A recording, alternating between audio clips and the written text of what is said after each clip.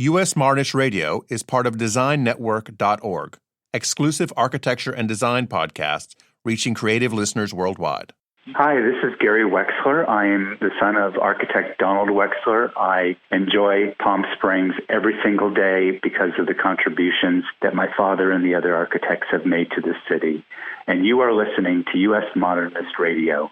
Mama don't allow no architecture around here. Mama don't allow no architecture around here. Oh, I don't care what Mama don't allow, gonna draw mine modern anyhow. Mama don't allow no architecture around here. Welcome to U.S. Modernist Radio, where we talk and laugh with people who enjoy, own, create, dream about, preserve, love, and hate modernist architecture, the most exciting and controversial buildings in the world. Bertie County, North Carolina, has only about 19,000 people. It's about 62% black, 35% white. It is the poorest county in the state, and the population has gone down about 10% over the last decade. Black farmers lost much of their land as subsidies and credit by the USDA heavily favored white farmers. In 2007, the schools were in terrible shape, as you might expect, for a small, rural, poor county. Then an innovative educator came into town, did a great job, and got fired. One of the programs he sponsored was Project H, teaching design and construction skills to high school students. Joining us are Emily Piloton-Lam, co-founder of Project H and executive director of Girls Garage, and Ron Wesson, a commissioner in Bertie County, North Carolina. Later on, a real treat, we've got jazz with Linda Eder. And now, the guy who got fired from Hardee's, your host, George Smart. Thanks, Tom. Hardee's, for those of you that don't know, is a fast food chain that got started in North Carolina back in the 60s. Its main point of difference was charcoal broiling, a mysterious process that was never fully explained. But they sang about it all the time. Hurry on down to Hardee's. Yeah, where the burgers are charcoal broiled. Yep. Yeah, was it grilling? Was it frying? And the meat, it wasn't just beef, it was chopped beef steak, whatever that is. It's beef. People really didn't seem to care. A burger is a burger, and they were good. And Hardee's catchy little charcoal broiling chopped beef steak jingle was always on TV and radio. I needed a job one summer. The summer Disney was celebrating the 25th year of something.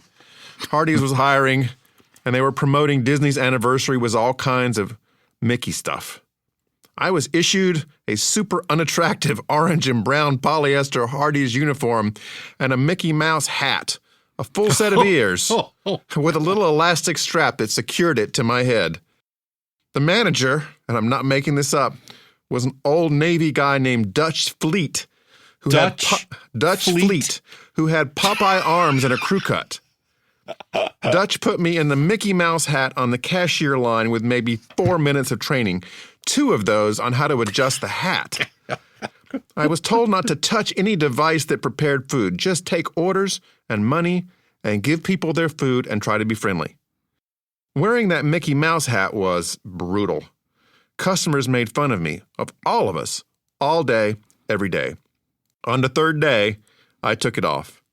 I wish I could say there was a story where I made things better, holding my Mickey ears Norma Ray style over my head, or figuring out how to explain to a disinterested public what charcoal broiling was. Dutch Fleet fired me. I was not making things better. And you don't fire the people that are making things better. Right? U.S. Modernist Radio is underwritten by Wendy Robineau and Don Beskind, and by modernist realtor Angela Roll. In a classic tale that we are largely making up, realtor Angela Roll trained with the Navy SEALs, the first woman to complete that grueling program, probably under Dutch Fleet. On a mission to England, she infiltrated a royal wedding, but after accidentally spilling a bottle of Chateau Margaux 1787 on someone's mother, who had a crown, her military record became classified and she was burn noticed to Prague in the Czech Republic. Angela was broke with only a 9mm Ruger, a circular saw, and a red ball gown. She studied architecture by day and built portable dance floors by night.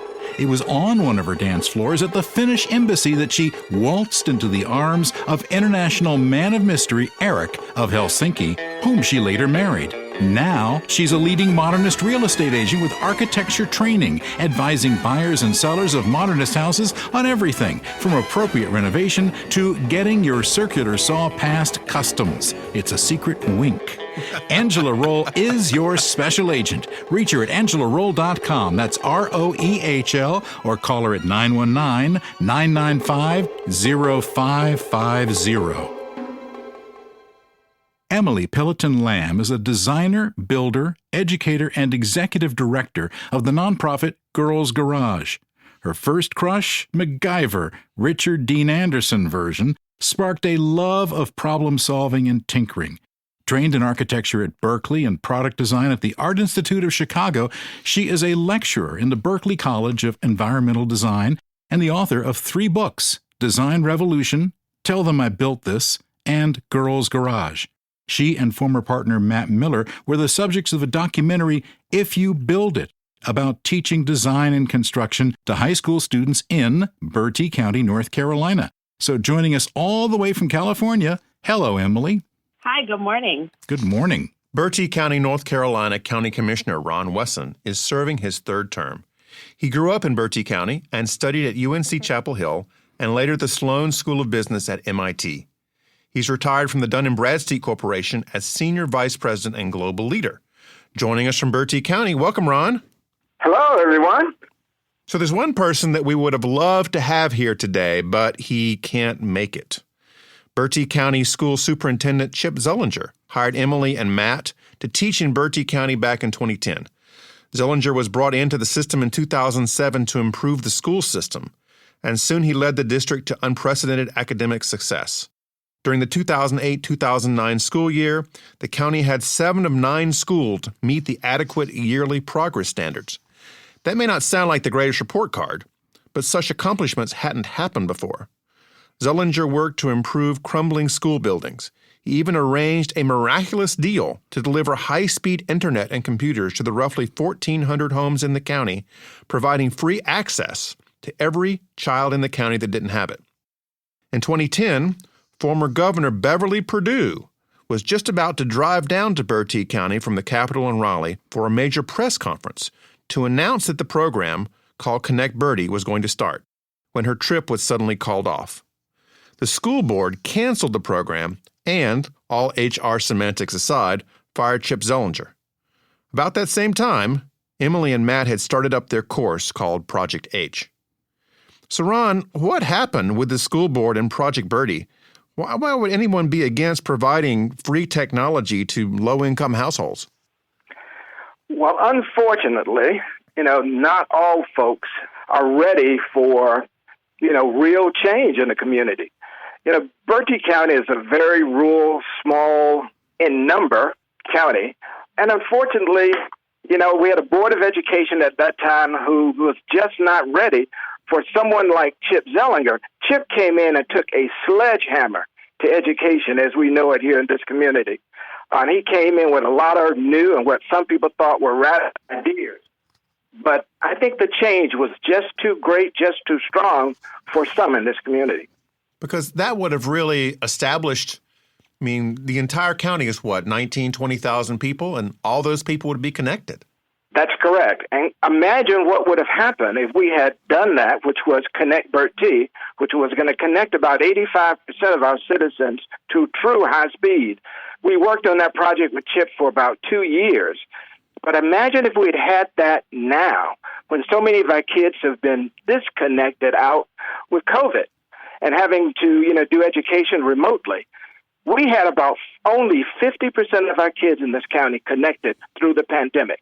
How can you learn when only 50% of your kids can be online? 50%. So was it a budget issue, a we don't like technology issue? All of the above. I think citizens sometimes want change, but change comes at a cost. And not so much in dollars, but in, new creative ideas, doing something different. There are a lot of folks who don't respond well to that kind of thing, unfortunately. Yeah, it was ahead of its time, they say. Indeed he was, yes. Now, Emily, about the same time that Chip was doing this project, he invited you and Matt to come in, and you started up Project H. What was that all about? Yeah, Chip was such a renegade. And when I first was connected to him, I remember thinking, what kind of school superintendent invites two random designers from California to just come down and have sort of free reign to inject creative solutions? And I was just really inspired by that invitation and that there was a leader in education who thought that way. And so getting to know him both as a leader and as an educator, we as creative thinkers were just truly inspired to help him rethink all the possibilities that could happen in the district. And our expertise was in design and building.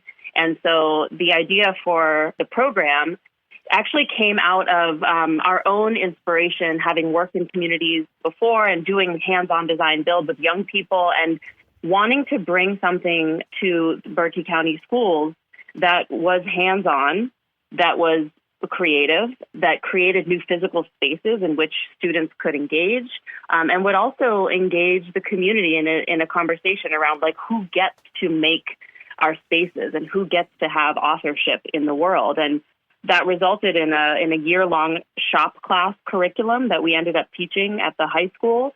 And students really became the architects of their community. And it was really, really led by the inspiration of Chip and the vision that he had that things could be different and things could be beautiful and could be led by young people. So this was not a shop class about, hey, let's build a birdhouse. This was looking outward at the community and seeing where the needs were. That is true. Yes, there is, nothing wrong with building a birdhouse and taking it home to your mom. But I always, in my own experience in architecture and in construction and design, I've always believed that our best creative skills are most powerful when they're put towards wicked social problems and when we're able to build things in response and for our work to be visible and used by many. And so the goal of this shop class with social purpose was to take those vocational skills beyond the classroom walls and to actually build things that live in the community that people could use, and not just for a functional purpose, not just to have useful things, but also to be able to see young people as a source of creative capital and to see the schools also as an entity that could contribute to the landscape of the community. And I think the shop class, in practice, it was a shop class, but the artifacts that came out of it, are still standing today in Windsor and around Bertie County. Well, Ron, let's speed up in time to you. What are some of the structures that Project H did that are still around today? Well, everything from some of the chicken coops that they built up until our farmers market, which is being put to great use. But, you got to understand that two of the things that we learned from Emily and Matt, that it's not just what you build. It's about the process, the interaction with our kids in new creative ways. They got to learn from hands-on kind of experience. And you don't often get that in a classroom, especially in a rural area. So it's not just what, but that process. But then you connect that process to things that are really needed in a community so they can see the importance of what they're working on and can take pride in it. And we can show that to citizens and they can use it. I mean, our farmers market is one of the most beautiful architecturally structures you want to see. And it is still in great use here today. And the name of that, is it still called Windsor Farmers Market? It is. It has changed over the years. I mean, it started out as your classic kind of farmer's market, fruits and vegetables. And it was really kind of off of the city center. There's a bypass that goes around our major town, Windsor, and it kind of reroutes traffic away from us. So we had to kind of redirect people to it, with signs, creative kinds of signs, and they say, come in, try something different, this kind of thing. But it's now migrated to everything from being able to come in and get fresh seafood in addition to vegetables, cakes and pies, and just all kinds of, things that people make, quilts, and, there's a place to gather and get that experience of a rural community. Now, Emily, the farmers market wasn't the first project you all took on. I believe it was a game, right? Oh, wow. I had forgotten about that. Yes. So before, actually, Ron, I'm shocked and delighted to hear you say the chicken coops are still alive. They are.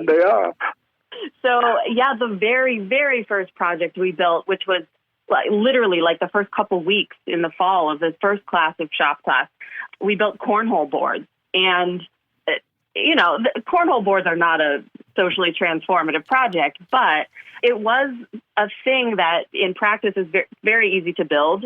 The components of it are quite simple, but it also was a vehicle to allow us to invite folks to convene.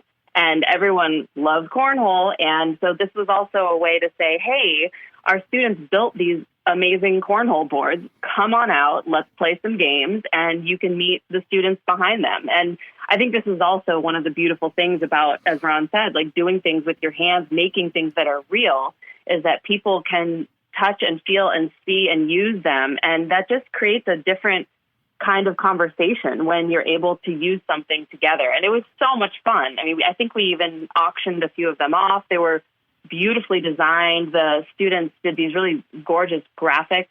And that was a very important project because it also built the confidence and the fundamental tool skills for us to then start building chicken coops and farmers markets.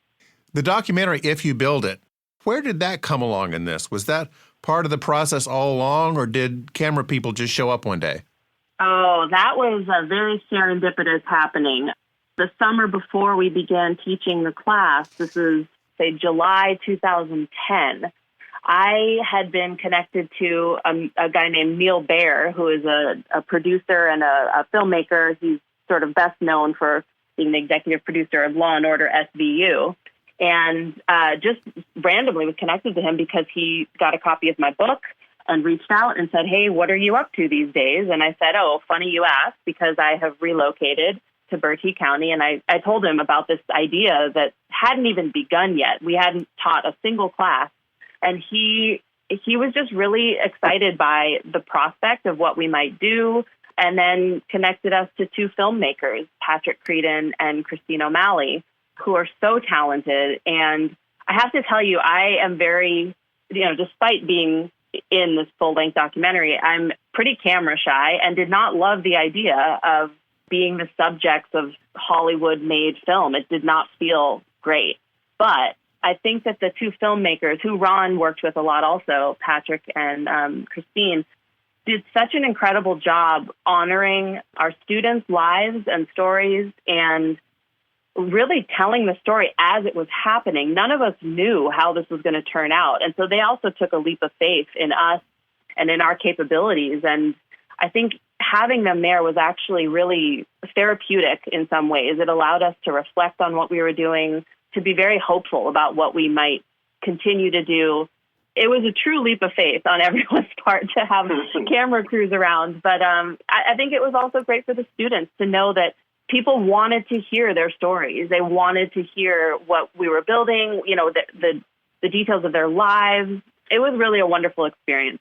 Now, Ron, what was the reception to both Emily and Matt and also this camera crew that was following them around?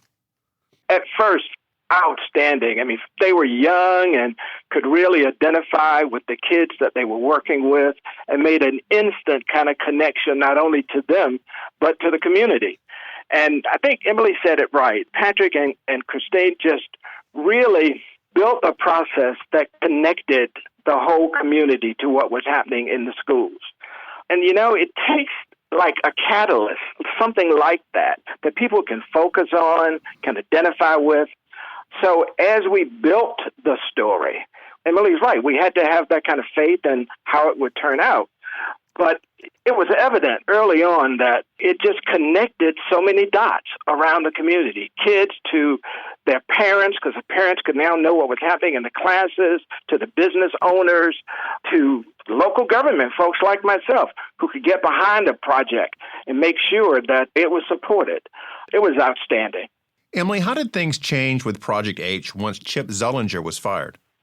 I guess I first have to say, when we first moved there, I was extremely aware of, there's sort of a legacy of designers and architects going into communities of which we do not belong and thinking we have all the answers. And I call this design imperialism. Like, this is a thing that unfortunately has happened in architecture and in design. And when we first moved to Bertie County, I was so aware of our status as outsiders. And I say that because I feel like there was we were constantly aware that we had to both be hopeful and to bring the community together, but also that we had this very weird role where we didn't really have the power to do that.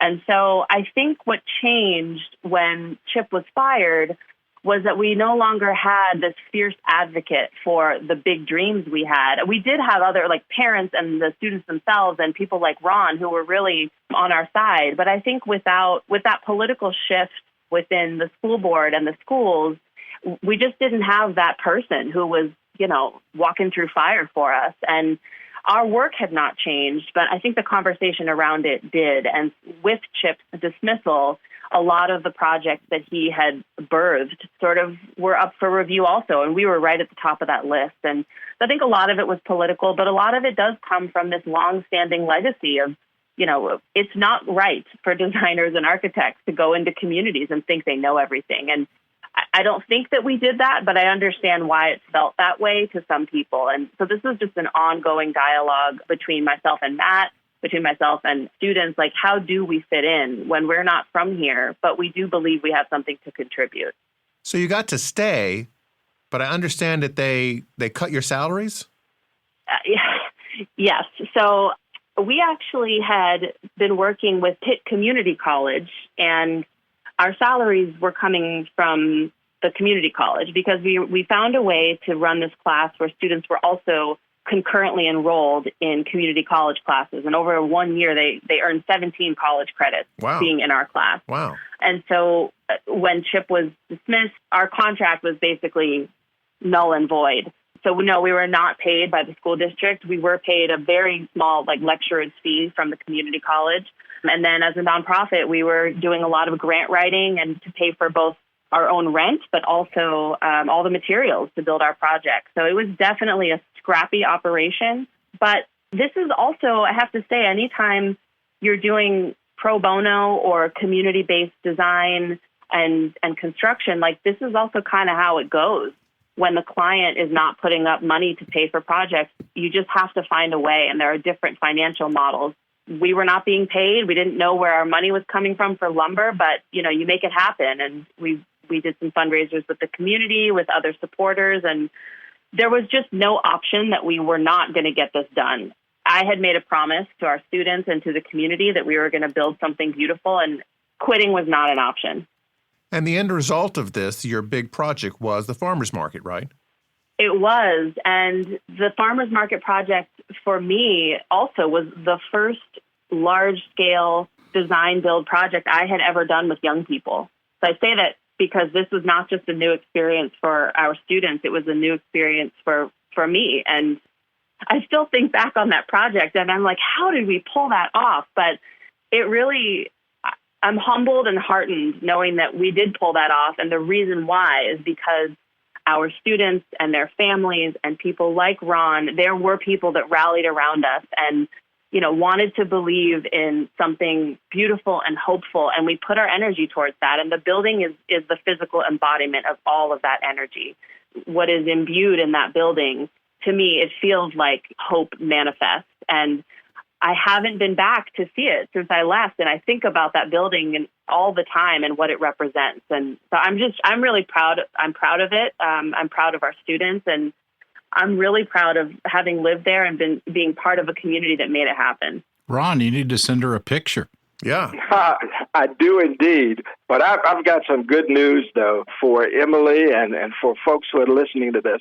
It was truly a blow, obviously losing Chip, and then shortly after, Emily and Matt.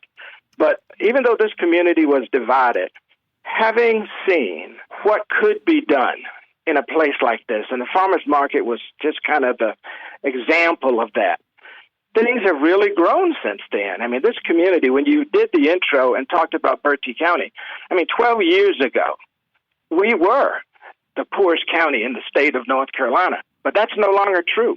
Oh. We've moved up about 15 spots. And in a state like North Carolina, that's a major thing. Yeah, with For 100 the counties. last 9 months of the year, the last 9 consecutive months, we've had the lowest unemployment in the state of North Carolina.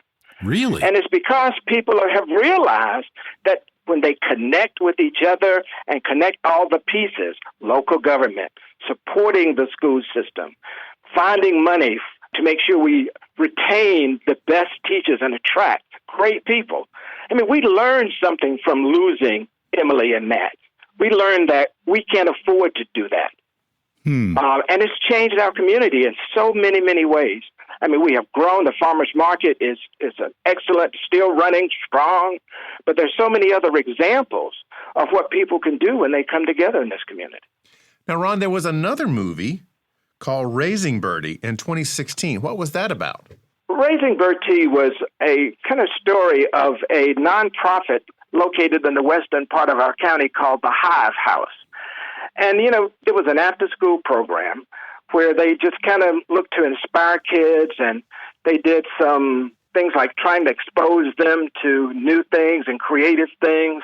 And it showed how people grow up in a rural community and the challenges that they have and how the community can respond positively or sometimes negatively to those things. So to some people, it was like, wow, these kids are going through a lot. But you look at now, the 4 young men who are profiled in that movie are now all doing very, very well. 2 of them have owned their homes and have budding families, working in nice, great jobs.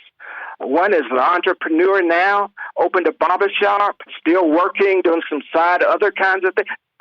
They're all very successful. And I think the community saw a profile of itself that didn't look so attractive and realized that you had to kind of put your arms around these kids as a community and make sure that you didn't lose them. Because just looking at what they were exposed to, they could have been lost very easily. Did the Project H curriculum continue in any form in Bertie County after Emily and Matt left? To some degree, yes. Emily talked about how kids got a community college credit for their programs. Well, now we have something called the early college, where kids can get 2 years of college credit while they're still in high school. And I think right now we have about almost 200, I think in the last count, 220 kids enrolled in that. And they get everything from some of the building trades to cosmetology to computer programming. I mean, a lot of the things that can help give them some experience in determining what kind of career they really want to get into. It's been very successful. You have to compete to get in it. And so that's kind of connected to what Emily, these guys started. Say, hey, you know, they were paid by the community college. I'm now one of the trustees in the local community college, and we've tried to continue to build on that. Sadly, Chip Zollinger died in 2014 of a heart attack. He had served as superintendent for school systems in North Carolina, South Carolina, Texas, Wyoming, Virginia, and Colorado. If You Build It and Raising Bertie are available through Amazon and other streaming services. Let's move ahead. Emily, tell us about Girls Garage, which I find fascinating. Yeah, so the work that I did in Bertie County, it was the seed for something that lives on. And Project H, you know, as a nonprofit, is still alive and kicking. We've just focused our efforts to create experiences for young girls and gender-expansive youth around carpentry, welding, architecture. It's basically the exact same curriculum that we taught in Bertie County. It just focused on a community of young women. And I really credit so much of what happened, what unfolded, what I learned through the projects we built in Bertie County and with that first group of students to what's happening at Girls Garage now. Much of it really formed who I am as an educator and as a community leader. So Girls Garage, we're based now in Berkeley, California, and we have a physical workshop. It's 3,600 square feet. We have about 200 girls ages 9 to 18 that are with us every year, and they come here after school, over the summer, on the weekends, and they enroll in classes where we build things for our community. We're working right now on a greenhouse for a community garden. We just built benches for a homeless shelter. And so much of this I can trace directly back to to 2010 in Bertie County. And what's exciting to me now is that I think by focusing our efforts on the needs of young women and also trying to change some of the demographics in the trades and in STEM, the impact of our work is growing even more because we have a really strong narrative and impact around gender equity and what it means to be a young woman who knows how to weld at age 12 and maybe wants to go into the trades or be an engineer.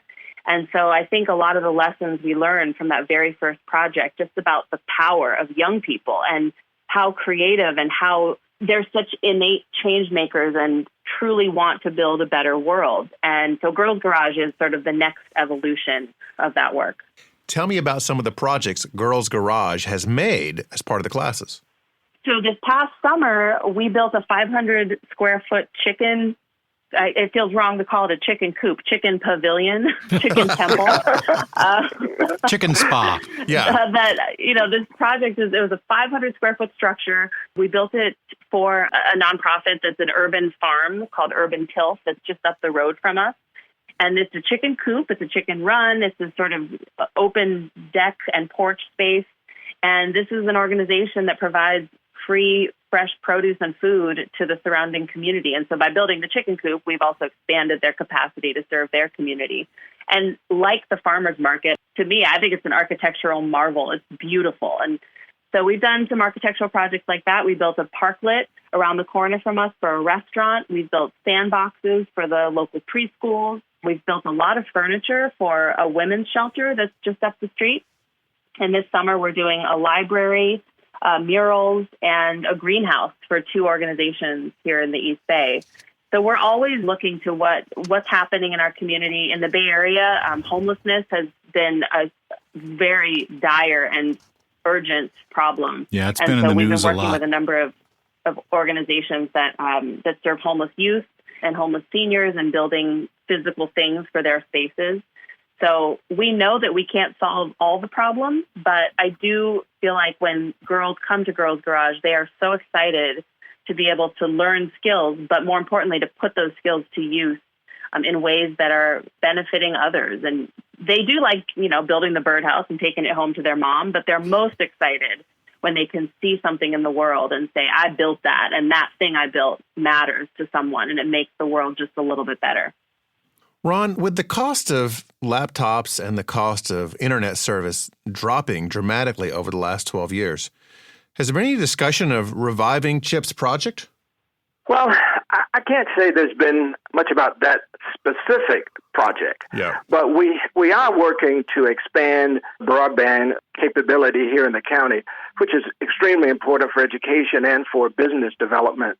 We're working with our cooperative phone rural extension services to, use that to bring broadband to the community.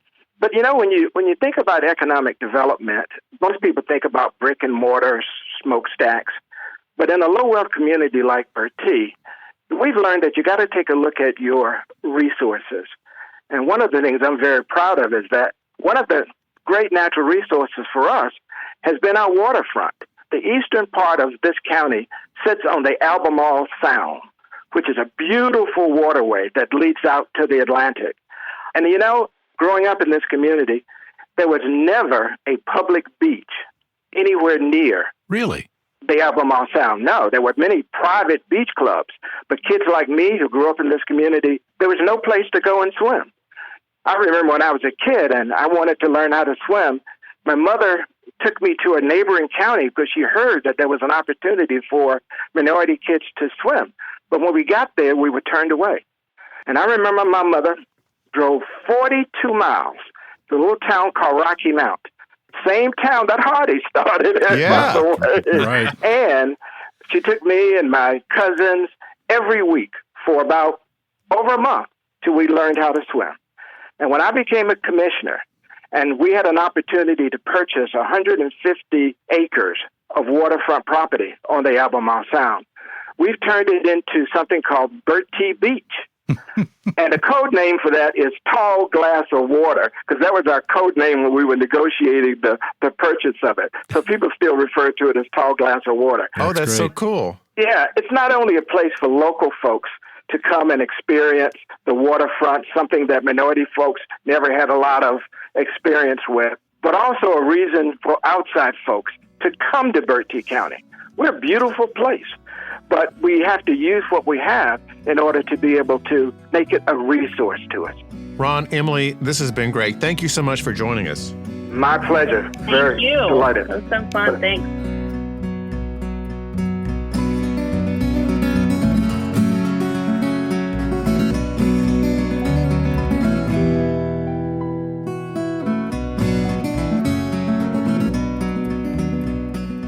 Linda Eder has one of those powerful, wide-ranging, permeating Broadway voices that sweeps you up and has theater critics use one-word reviews like triumph and celebration. She grew up in Minnesota and got an early career start singing at Harrah's Atlantic City, back when Atlantic City was a classy place. But it was her unprecedented 1988 winning streak on Star Search, the American Idol of its day, that propelled her to fame. You can watch Linda with her big 80s hair beating singer after singer on YouTube. And after releasing 3 successful albums, she starred for 4 years in the Broadway production of Jekyll and Hyde. It's always a good thing to get along with your ex, and Linda and ex-husband Frank Wildhorn, who wrote Jekyll and Hyde and many other musicals, have been collaborating now for 30 years, including her new album and their son, Jake. Welcome, Linda. Thank you. Hi. Hi. So for our listeners under 40, tell us about Star Search. What was that like, and how is it different from American Idol? Well, I always say it's like the kinder, gentler version. You know, American Idol and Simon Cowell in particular, it was pretty brutal. And that was the one thing about it that I felt like, wow, that would be tough, because I remembered in Star Search, it's hard enough. And the judges couldn't speak to you. They could only give you 1 out of 4 stars. And I watched the contestants. A lot of them are, we're all really very young. And to watch them lose in that situation is tough enough. So to have, verbal abuse for things that aren't even sometimes related to your singing, I mean, that it was pretty wild. For me, it was nothing but a good experience because I never lost. So I never had to go through that, So I look back on that time as if it was just fate. It felt like it was just meant to be, right from the time they came to audition all the way through to the end. It was like fate had a hand on my shoulder on that one. Now, our research team did some studying, and we were trying to figure out who you competed against on the show. We think one of those people was Alanis Morissette. Nope, that was not my year. But I think the only name you might, Dee Dee Belson, she's the daughter of Louis Belson and Pearl Bailey. Oh, yeah. She unfortunately passed away not terribly long ago, which was really sad. But yeah, she was quite talented. Obviously, very famous parents. I don't know of anyone else that I competed against that's a name that became a name that you might know. Yeah. Yeah, this went on for quite a long time, that show. Yeah. Yeah, it did. And eventually they moved it to California for a while. It was on the Disney lot there. I'd already done the shows in California, but they had me back as a guest artist to come on. And yeah, it hung in there for a while. Now, you were influenced by a lot of the great names like Judy Garland, Barbra Streisand, and Eileen Farrell. But I was wondering if you remember any of your songs you made up about farm animals.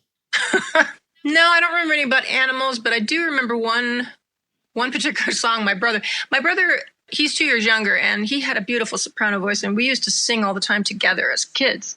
And then once his voice dropped, he's like a bass. Now I never heard him again, but we took a camping trip to the Boundary Waters canoe area. And he and I were in the back of the camper making up a song about the Boundary Waters canoe. And that sort of stuck into my head, yeah. We sang that the whole way.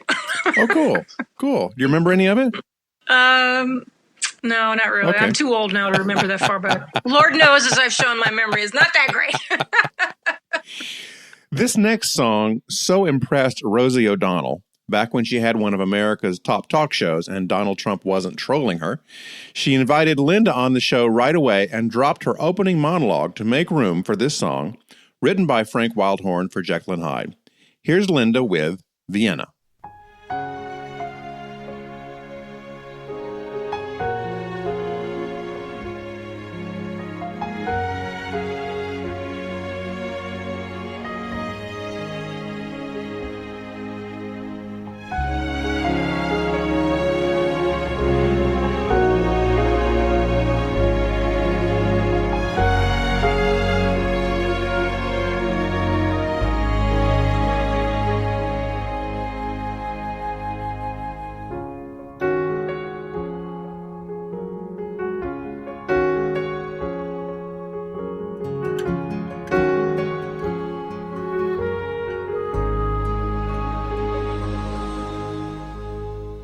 watching the rain fall in Vienna, pictures of another time. From the corner of a small cafe, we watch the world go by. Now we sit here, the best of strangers. We played the game for all it's worth. Endless nights in Vienna's eyes take me back again. 'Cause in Vienna we wrote poetry. Yes, in Vienna love was alive. Watching you, watching me, all that our eyes could see. All of the nights we chased into the dawn. It was the best time of my life.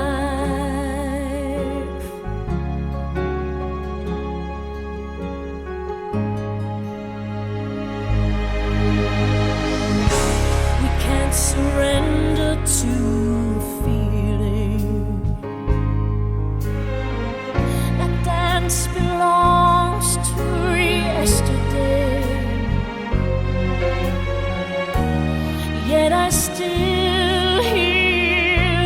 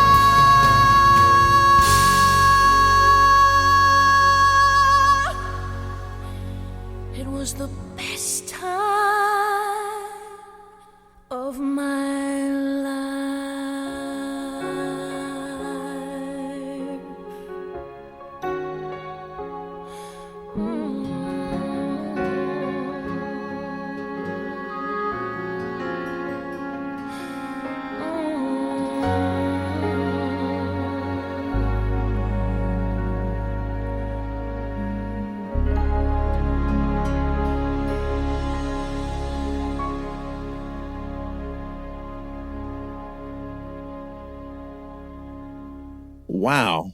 I can see why the critics were so impressed with that, Linda. It's really a beautiful melody. It's a combination of a lot of people coming to, well, not a lot, but a certain number coming together, giving their best work, from Frank writing such a gorgeous melody, coming up with the title, Gary Benson then taking the title and writing a cinematic lyric, and then Kim Scharnberg, who did so many of my arrangements, came up with that gorgeous orchestral arrangement. So, yeah, it really all just clicked. Yeah, in that song particularly, you get the sense of that great swelling, that compression and decompression. That is which is kind of my wheelhouse, Yeah. The ability to go soft to loud is something I'm known for. And obviously being loud when I need to be is also. So that song sort of, well, it was written for me, so that's why. Now, you've sung a lot recently with your son, Jake, including Baby, It's Cold Outside, which is typically a man chasing a woman in his apartment, but you all reinvented it. How did you reinvent it? Well, my son is very, very musical, and the music that he's creating is incredible. Back then, when we did this particular one, he really wasn't singing much, except that I've always known he could sing. He played piano, and he would sing, and I knew he had good pitch, and we knew he was musical, but we weren't, of course, pushing him that way at all.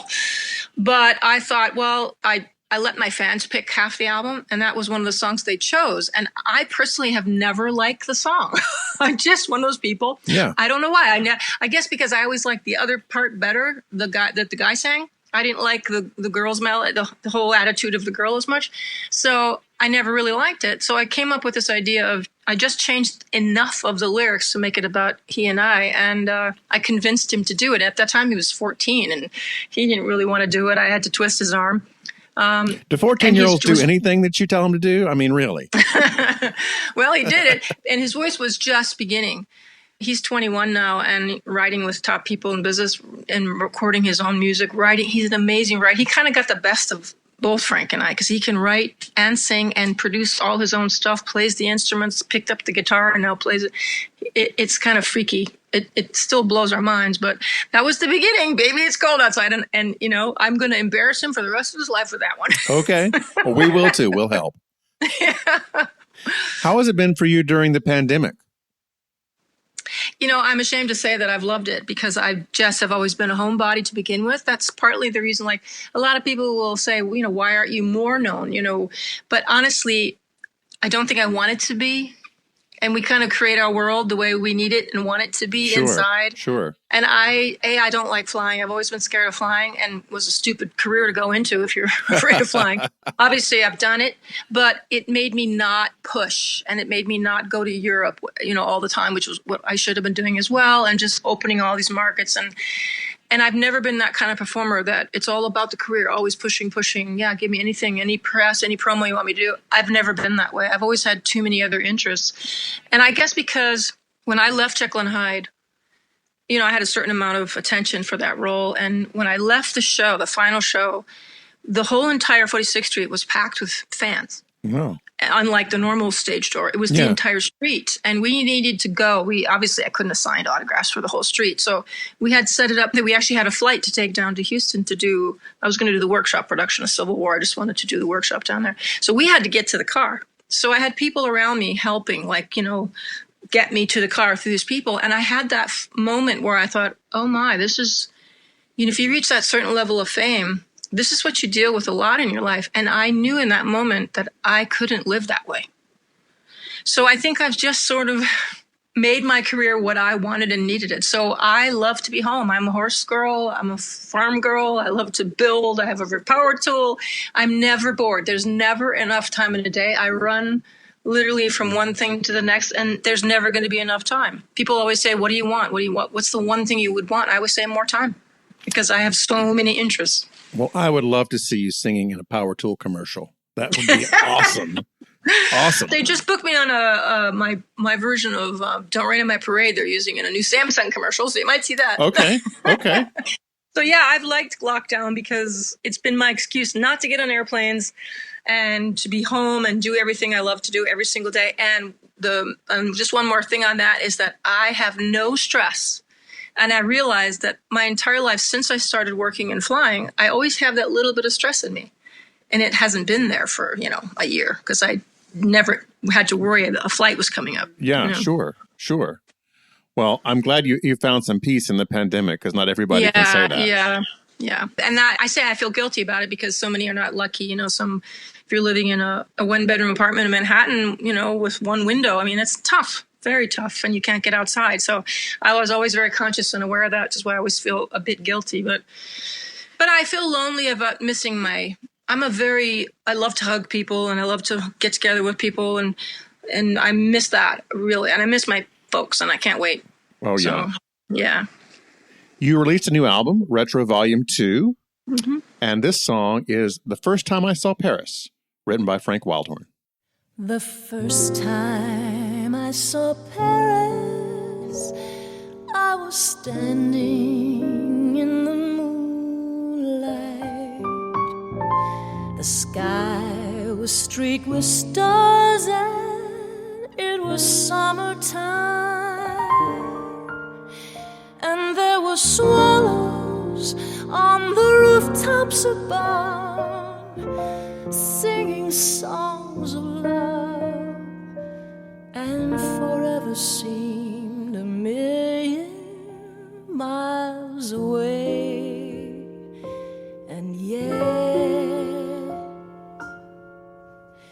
the first time I saw Paris, there was laughter in the cafes. Girls were sharing kisses with their sweethearts, and there were painters selling pictures on every corner that you turned down, with oh so many stories still to tell. And time did flee, time did fly, and time again I'd find myself still wondering how it happened. The first time I saw Paris, I was sitting on your doorstep. I held a blue umbrella, but the sky was clear. I didn't realize you'd already left without saying goodbye. Guess nothing lasts forever. Yes, it's true. Oh, the first time I saw Paris, I was loving you. How time flees, how time flies.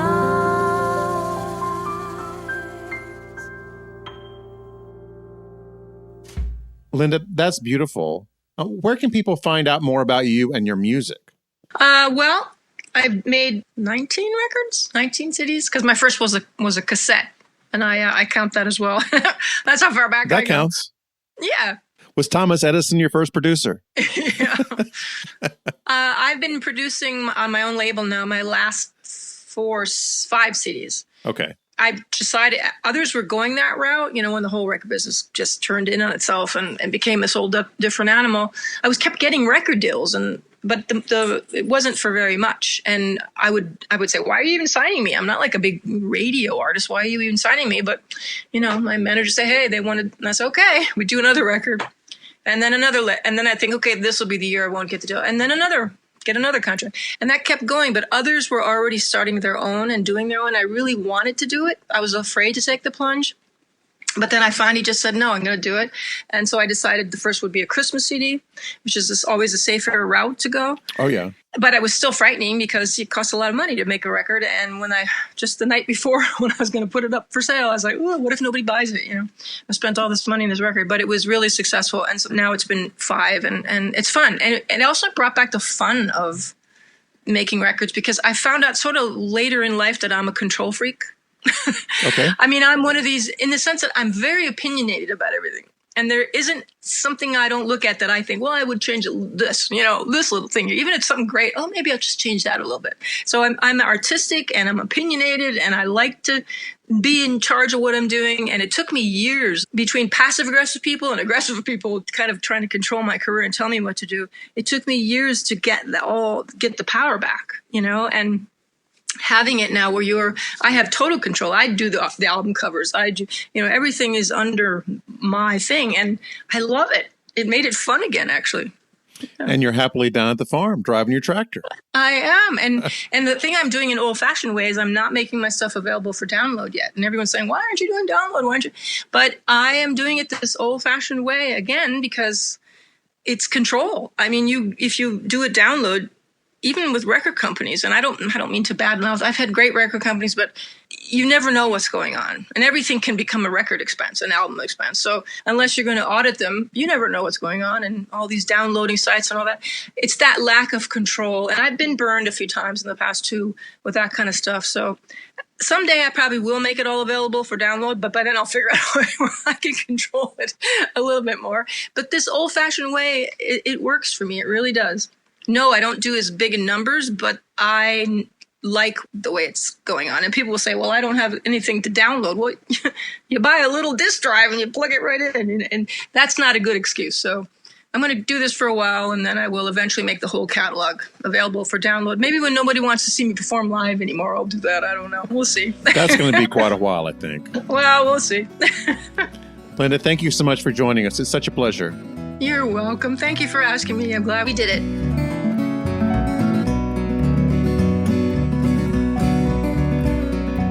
Thanks for listening. U.S. Modernist Radio is underwritten by Wendy Robineau and Don Beskin, and by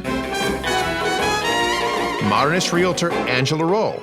Okay, Tom, take us out. Visit usmodernist.org's massive archives to listen to past shows, discover documentation of 8,000 significant modernist houses, and access 3.2 million pages of classic 20th century architecture magazines. U.S. Modernist Radio is produced by Soundtracks Recording Studios in Raleigh, North Carolina. Our theme song is performed by George Smart and Robinson Earl.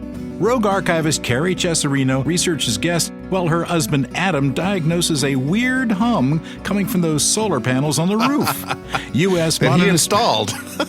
U.S. Modernist Radio is a production of Modernist Archive, a nonprofit educational archive for the documentation, preservation, and promotion of modernist residential design. I'm Tom Guild. George and I'll be back soon with another rooftop alien abduction edition of U.S. Modernist Radio.